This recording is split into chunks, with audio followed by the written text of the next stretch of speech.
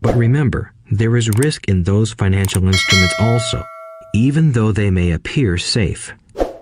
I say all this, mentioning Texas and Fran Tarkenton, because stacking the asset column is easy. It's really a low-aptitude game. It doesn't take much education. Fifth-grade math will do. But building your asset column is a game in which attitude plays a major role. It takes guts, patience, and a great attitude toward failure. Losers avoid failing, and failure turns losers into winners. Just remember the Alamo. Overcoming cynicism. The sky is falling. The sky is falling. Most of us know the story of Chicken Little, who ran around warning the barnyard of impending doom. We all know people who are that way. There's a Chicken Little inside each of us. As I stated earlier, the cynic is really a little chicken. We all get a little chicken when fear and doubt cloud our thoughts. All of us have doubts. I'm not smart. I'm not good enough. So-and-so is better than me. Our doubts often paralyze us. We play the what-if game. What if the economy crashes right after I invest? What if I lose control and I can't pay the money back? What if things don't go as I planned? Or we have friends or loved ones who will remind us of our shortcomings. They often say, "What makes you think you can do that? If it's such a good idea, how come someone else hasn't done it? That will never work. You don't know what you're talking about." These words of doubt often get so loud that we fail to act. A horrible feeling builds in our stomach. Sometimes we can't sleep. We fail to move forward. So we stay with what is safe, and opportunities pass us by. We watch life passing by as we sit immobilized with a cold knot in our body. We have all felt this at one time in our lives, some more than others. Peter Lynch of Fidelity Magellan Mutual Fund fame refers to warnings about the sky falling as noise, and we all hear it. Noise is either created inside our heads or comes from outside, often from friends, family, co-workers, and the media. Lynch recalls the time during the 1950s when the threat of nuclear war was so prevalent in the news that people began building fallout shelters and storing food and water. If they had invested that money wisely in the market, instead of building a fallout shelter, they'd probably be financially independent today. When violence breaks out in a city, gun sales go up all over the country. A person dies from rare hamburger meat in the state of Washington, and the Arizona Health Department orders restaurants to have all beef cooked well done. A drug company runs a TV commercial in February showing people catching the flu. Colds go up as well as sales of cold medicine. Most people are poor because when it comes to investing, the world is filled with Chicken Littles running around yelling, "The sky is falling, the sky is falling." And Chicken Littles are effective because every one of us is a little chicken. It often takes great courage to not let rumors and talk of doom and gloom affect your doubts and fears. But a savvy investor knows that the seemingly worst of times is actually the best of times to make money. When everyone else is too afraid to act, they pull the trigger and are rewarded. Some time ago, a friend named Richard came from Boston to visit Kim and me in Phoenix. He was impressed with what we had done through stocks and real estate. The Phoenix real estate prices were depressed. We spent 2 days showing him what we thought were excellent opportunities for cash flow and capital appreciation. Kim and I are not real estate agents. We are strictly investors. After identifying a unit in a resort community, we called an agent who sold it to him that afternoon. The price was a mere $42,000 for a 2-bedroom townhome. Similar units were going for $65,000. He had found a bargain. Excited, he bought it and returned to Boston. 2 weeks later, the agent called to say that our friend had backed out. I called immediately to find out why. All he said was that he talked to his neighbor, and his neighbor told him it was a bad deal. He was paying too much. I asked Richard if his neighbor was an investor. Richard said he was not. When I asked why he listened to him, Richard got defensive and simply said he wanted to keep looking. The real estate market in Phoenix turned, and a few years later, that little unit was renting for $1,000 a month, $2,500 in the peak winter months. The unit was worth $95,000. All Richard had to put down was $5,000, and he would have had a start at getting out of the rat race. Today, he still has done nothing. Richard's backing out did not surprise me. It's called buyer's remorse, and it affects all of us. The little chicken won, and a chance at freedom was lost. In another example, I hold a small portion of my assets in tax lien certificates instead of CDs. I earn 16% per year on my money, which certainly beats the interest rates banks offer on CDs. The certificates are secured by real estate and enforced by state law, which is also better than most banks. The formula they're bought on makes them safe. They just lack liquidity. So I look at them as 2 to 7 year CDs. Almost every time I tell someone that I hold my money this way, especially if they have money in CDs, they will tell me it's risky. They tell me why I should not do it. When I ask them where they get their information, they say from a friend or an investment magazine. They've never done it, and they're telling someone who's doing it why they shouldn't. The lowest yield I look for is 16%, but people who are filled with doubt are willing to accept a far lower return. Doubt is expensive. My point is that it's those doubts and cynicism that keep most people poor and playing it safe. The real world is simply waiting for you to get rich. Only a person's doubts keep them poor. As I said, getting out of the rat race is technically easy. It doesn't take much education, but those doubts are cripplers for most people. Cynics never win, said Rich Dad. Unchecked doubt and fear creates a cynic. Cynics criticize and winners analyze was another of his favorite sayings. Rich Dad explained that criticism blinded while analysis opened eyes. Analysis allowed winners to see that critics were blind and to see opportunities that everyone else missed. And finding what people miss is key to any success. Real estate is a powerful investment tool for anyone seeking financial independence or freedom. It is a unique investment tool. Yet every time I mention real estate as a vehicle, I often hear, "I don't want to fix toilets." That's what Peter Lynch calls noise. That's what my rich dad would say is the cynic talking, someone who criticizes and does not analyze, someone who lets their doubts and fears close their mind instead of open their eyes. So when someone says, "I don't want to fix toilets, I want to fire back," what makes you think I want to?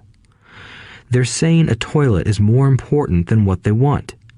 I talk about freedom from the rat race, and they focus on toilets. That is the thought pattern that keeps most people poor. They criticize instead of analyze. I don't once hold the key to your success, Rich Dad would say, because I too do not want to fix toilets. I shop hard for a property manager who does fix toilets. And by finding a great property manager who runs houses or apartments, well, my cash flow goes up. But more importantly, a great property manager allows me to buy a lot more real estate since I don't have to fix toilets. A great property manager is key to success in real estate.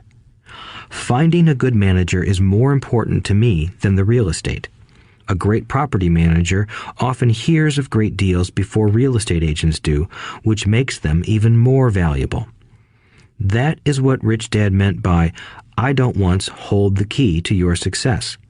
Because I do not want to fix toilets either, I figured out how to buy more real estate and expedite my getting out of the rat race. The people who continue to say, "I don't want to fix toilets," often deny themselves the use of this powerful investment vehicle. Toilets are more important than their freedom. In the stock market, I often hear people say, "I don't want to lose money." Well, what makes them think I or anyone else likes losing money? They don't make money because they choose to not lose money. Instead of analyzing, they closed their minds to another powerful investment vehicle, the stock market. I was riding with a friend past our neighborhood gas station. He looked up and saw that the price of gas was going up and thus the price of oil. My friend is a worrywart, or a Chicken Little. To him, the sky is always going to fall, and it usually does, on him.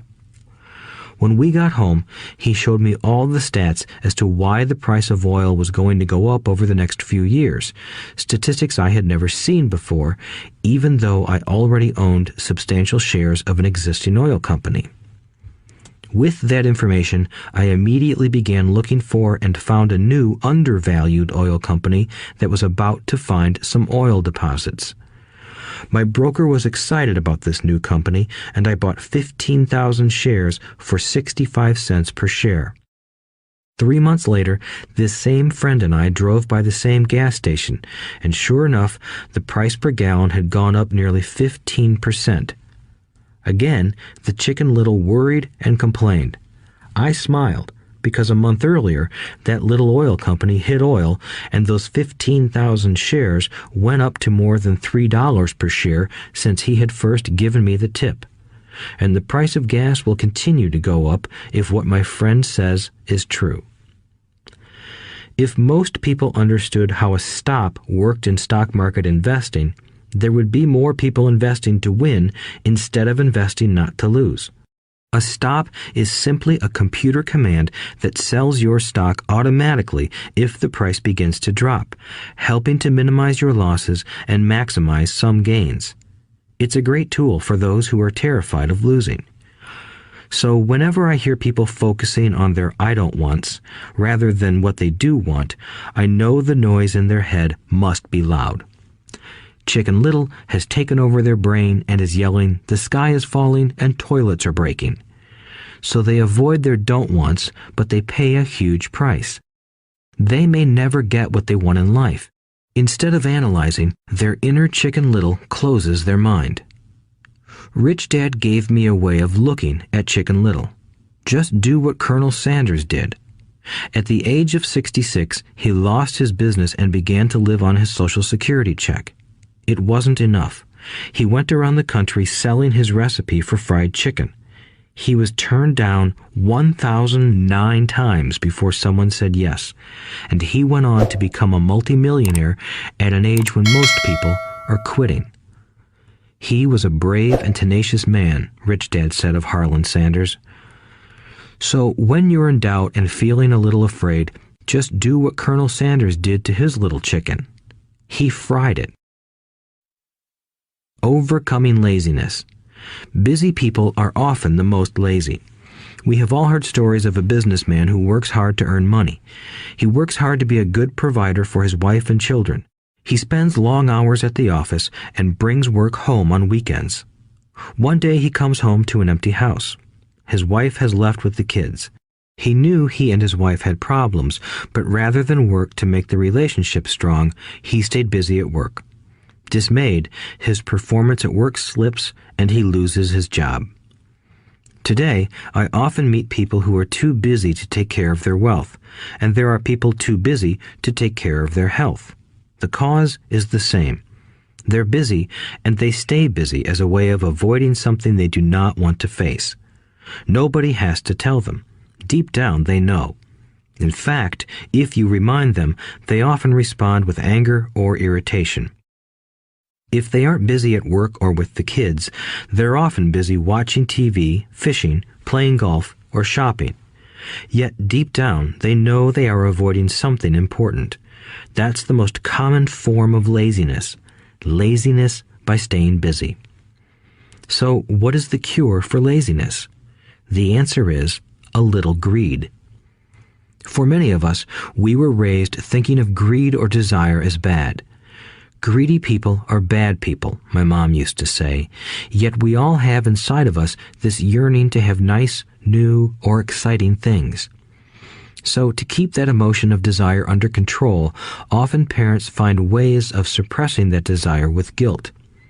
You only think about yourself. Don't you know you have brothers and sisters? Was one of my mom's favorites. "You want me to buy you what?" was a favorite of my dad. "Do you think we're made of money? Do you think money grows on trees? We're not rich people, you know." It wasn't so much the words, but the angry guilt trip that went with the words that got to me. Or the reverse guilt trip was the "I'm sacrificing my life to buy this for you. I'm buying this for you because I never had this advantage when I was a kid." I have a neighbor who is stone broke but can't park his car in his garage. The garage is filled with toys for his kids. Those spoiled brats get everything they ask for. I don't want them to know the feeling of want are his everyday words. He has nothing set aside for their college or his retirement, but his kids have every toy ever made. He recently got a new credit card in the mail and took his kids to visit Las Vegas. "I'm doing it for the kids," he said with great sacrifice. Rich Dad forbade the words, "I can't afford it." In my real home, that's all I heard. Instead, Rich Dad required his children to say, "How can I afford it?" He believed that the words, "I can't afford it," shut down your brain. It didn't have to think anymore. "How can I afford it?" opened up the brain and forced it to think and search for answers. But most importantly, he felt the words, "I can't afford it," were a lie, and the human spirit knows it. The human spirit is very, very powerful, he would say. It knows it can do anything. By having a lazy mind that says, "I can't afford it," a war breaks out inside you. Your spirit is angry, and your lazy mind must defend its lie. The spirit is screaming, "Come on, let's go to the gym and work out." And the lazy mind says, "But I'm tired. I worked really hard today." Or the human spirit says, "I'm sick and tired of being poor. Let's get out there and get rich." To which the lazy mind says, "Rich people are greedy. Besides, it's too much bother. It's not safe. I might lose money. I'm working hard enough as it is. I've got too much to do at work anyway. Look at what I have to do tonight. My boss wants it finished by morning." "I can't afford it" also causes sadness, a helplessness that leads to despondency and often depression. "How can I afford it" opens up possibilities, excitement, and dreams. So Rich Dad was not so concerned about what we wanted to buy as long as we understood that "how can I afford it" creates a stronger mind and a dynamic spirit. Thus, he rarely gave Mike or me anything.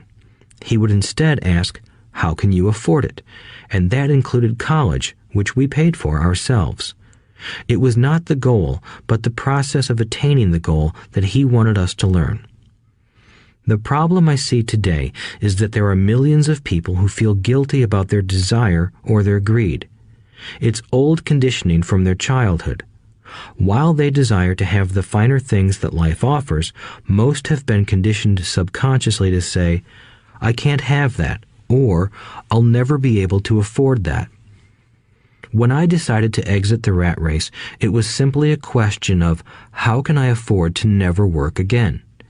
And my mind began to kick out answers and solutions.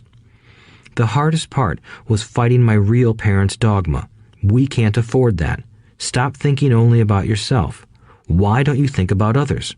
And other similar sentiments designed to instill guilt to suppress my greed.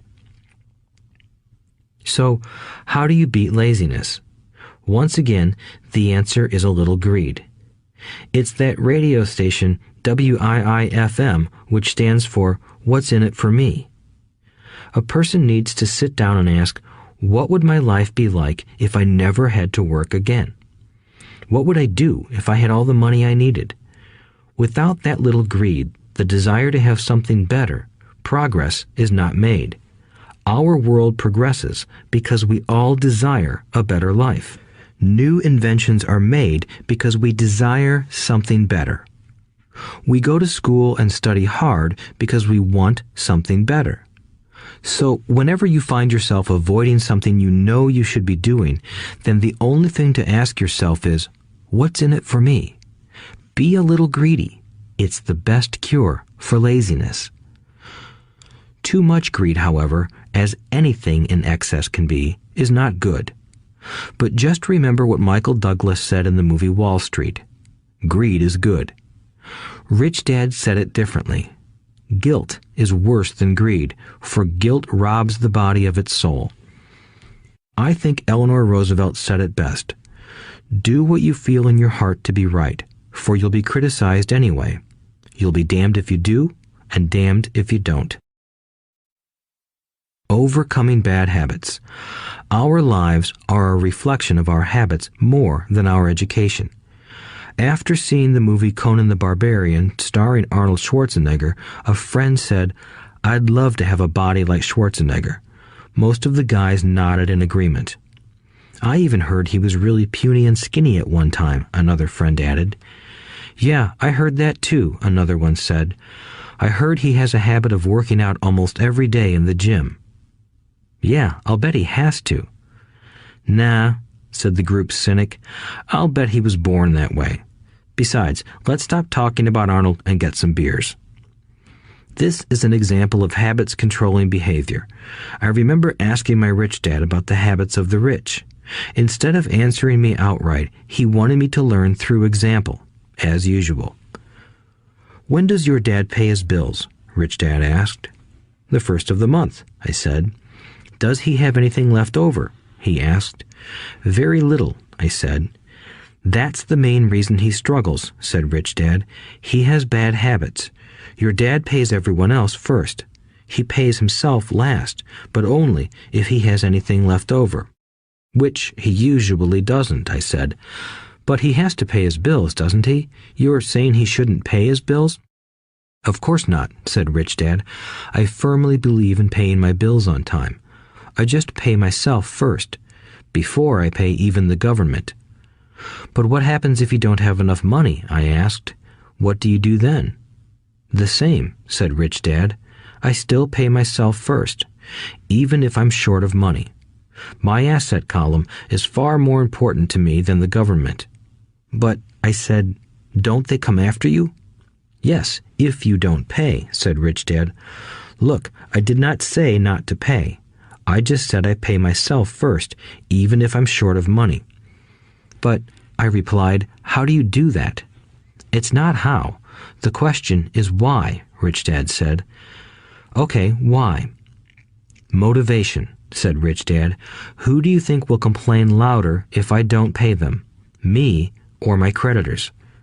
"Your creditors will definitely scream louder than you," I said, responding to the obvious. "You wouldn't say anything if you didn't pay yourself." So you see, after paying myself, the pressure to pay my taxes and the other creditors is so great that it forces me to seek other forms of income. The pressure to pay becomes my motivation. I've worked extra jobs, started other companies, traded in the stock market, anything just to make sure those guys don't start yelling at me. That pressure made me work harder, forced me to think, and all in all, made me smarter and more active when it comes to money. If I had paid myself last, I would have felt no pressure, but I'd be broke. So it is the fear of the government or other people you owe money to that motivates you? That's right, said Rich Dad. You see, government bill collectors are big bullies. So are bill collectors in general. Most people give in to those bullies. They pay them and never pay themselves. You know the story of the 98-pound weakling who gets sand kicked in his face? I nodded. I see that ad for weightlifting and bodybuilding lessons in the comic books all the time.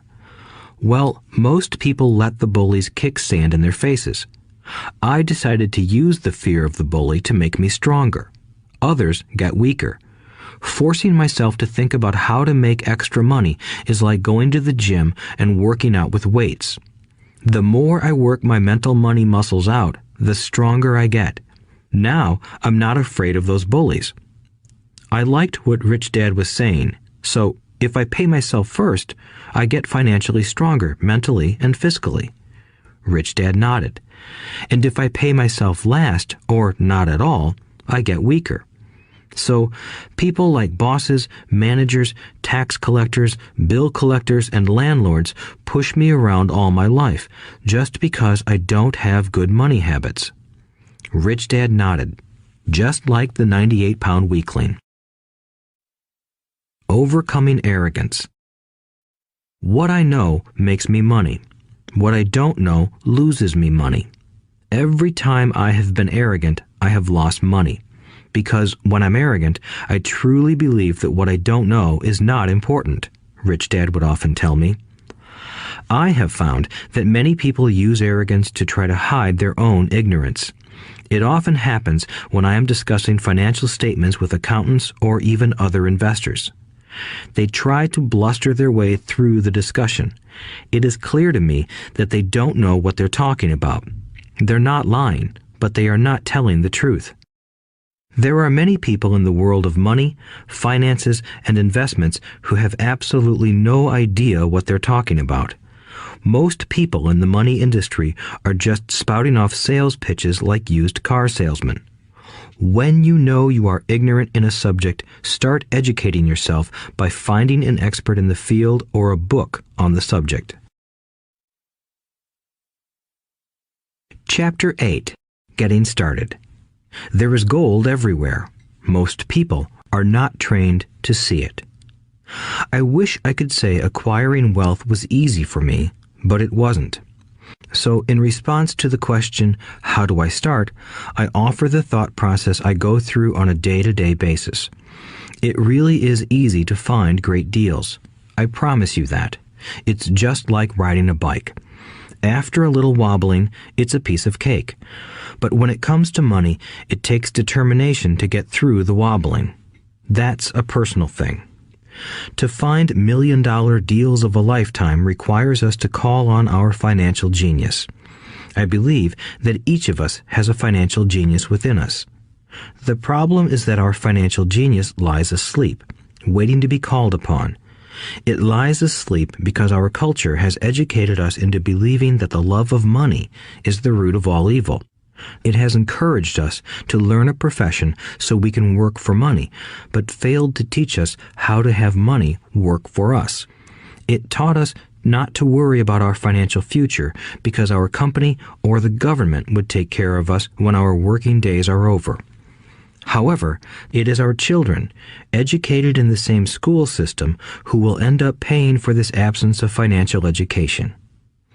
The message is still to work hard, earn money, and spend it. And when we run short, we can always borrow more. Unfortunately, 90% of the Western world subscribes to the above dogma, simply because it's easier to find a job and work for money. If you are not one of the masses, I offer you the following 10 steps to awaken your financial genius. I simply offer you the steps I have personally followed. If you want to follow some of them, great. If you don't, make up your own. Your financial genius is smart enough to develop its own list. While in Peru, I asked a gold miner of 45 years how he was so confident about finding a gold mine. He replied, "There is gold everywhere. Most people are not trained to see it." And I would say that is true. In real estate, I can go out and in a day come up with 4 or 5 great potential deals, while the average person will go out and find nothing, even looking in the same neighborhood. The reason is that they have not taken the time to develop their financial genius. I offer you the following 10 steps as a process to develop your God-given powers, powers over which only you have control. 1. Find a reason greater than reality, the power of spirit. If you ask most people if they would like to be rich or financially free, they would say yes. But then reality sets in. The road seems too long with too many hills to climb. It's easier to just work for money and hand the excess over to your broker. I once met a young woman who had dreams of swimming for the U.S. Olympic team. The reality was that she had to get up every morning at 4 o'clock to swim for 3 hours before going to school. She did not party with her friends on Saturday night. She had to study and keep her grades up, just like everyone else. When I asked her what fueled her superhuman ambition and sacrifice, she simply said, "I do it for myself and the people I love. It's love that gets me over the hurdles and sacrifices." A reason or a purpose is a combination of wants and don't wants. When people ask me what my reason for wanting to be rich is, I tell them that it is a combination of deep emotional wants and don't wants. I will list a few. First, the don't wants, for they create the wants. I don't want to work all my life. I don't want what my parents aspired for, which was job security and a house in the suburbs. I don't like being an employee. I hated that my dad always missed my football games because he was so busy working on his career. I hated it when my dad worked hard all his life and the government took most of what he worked for at his death. He could not even pass on what he worked so hard for when he died. The rich don't do that. They work hard and pass it on to their children. Now, the wants. I want to be free to travel the world and live in the lifestyle I love. I want to be young when I do this. I want to simply be free. I want control over my time and my life. I want money to work for me. Those are my deep-seated emotional reasons. What are yours? If they are not strong enough, then the reality of the road ahead may be greater than your reasons. I have lost money and been set back many times, but it was the deep emotional reasons that kept me standing up and going forward. I wanted to be free by age 40, but it took me until I was 47, with many learning experiences along the way. As I said, I wish I could say it was easy. It wasn't, but it wasn't that hard either. I've learned that without a strong reason or purpose, anything in life is hard. If you do not have a strong reason, there is no sense listening further. It will sound like too much work. 2. Make daily choices. The power of choice. Choice is the main reason people want to live in a free country. We want the power to choose. Financially, with every dollar we get in our hands, we hold the power to choose our future, to be rich, poor, or middle class. Our spending habits reflect who we are. Poor people simply have poor spending habits. The benefit I had as a boy was that I loved playing Monopoly constantly. Nobody told me Monopoly was only for kids, so I just kept playing the game as an adult. I also had a rich dad who pointed out to me the difference between an asset and a liability. So a long time ago, as a little boy, I chose to be rich, and I knew that all I had to do was learn to acquire assets, real assets. My best friend, Mike, had an asset column handed to him, but he still had to choose to learn to keep it. Many rich families lose their assets in the next generation simply because there was no one trained to be a good steward over their assets. Most people choose not to be rich. For 90% of the population, being rich is too much of a hassle. So they invent sayings that go, "I'm not interested in money. I'll never be rich. I don't have to worry. I'm still young. When I make some money, then I'll think about my future. My husband or wife handles the finances." The problem with those statements is that they rob the person who chooses to think such thoughts of two things. One is time, which is your most precious asset. The second is learning. Having no money should not be an excuse to not learn, but that is a choice we all make daily. The choice of what we do with our time, our money, and what we put in our heads. That is the power of choice. All of us have choice. I just choose to be rich, and I make that choice every day. Invest first in education. In reality, the only real asset you have is your mind, the most powerful tool we have dominion over. Each of us has the choice of what we put in our brain once we're old enough. You can watch TV, read golf magazines, or go to ceramics class or a class on financial planning. You choose. Most people simply buy investments rather than first investing in learning about investing. A friend of mine recently had her apartment burglarized. The thieves took her electronics and left all the books. And we all have that same choice. 90% of the population buys TV sets, and only about 10% buy business books. So what do? I go to seminars. I like it when they are at least 2 days long because I like to immerse myself in a subject. In 1973, I was watching this guy on TV who was advertising a 3-day seminar on how to buy real estate for nothing down. I spent $385, and that course has made me at least $2 million, if not more. But more importantly, it bought me life. I don't have to work for the rest of my life because of that one course. I go to at least 2 such courses every year. I love CDs and audiobooks. The reason? I can easily review what I just heard. I was listening to an investor say something I completely disagreed with. Instead of becoming arrogant and critical, I simply listened to that 5-minute stretch at least 20 times, maybe more.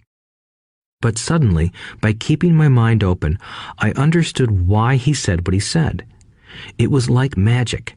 I felt like I had a window into the mind of one of the greatest investors of our time. I gained tremendous insight into the vast resources of his education and experience. The net result? I still have the old way I used to think, and I now have a new way of looking at the same problem